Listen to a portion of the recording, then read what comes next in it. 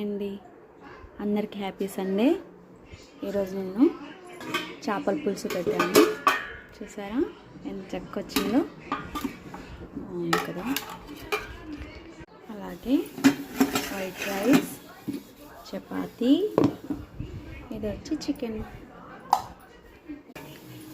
వేడి వేడి అన్నము,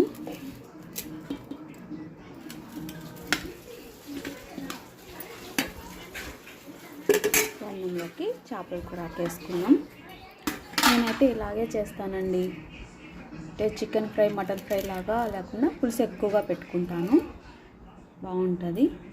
చేపల పులుసు అంటే పులుసే కదా ఉండాలి, అందుకనేసి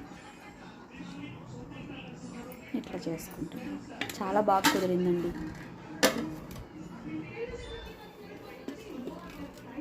ఓకే, మీరంతా ఏం చేసుకున్నారు కామెంట్ చేయండి.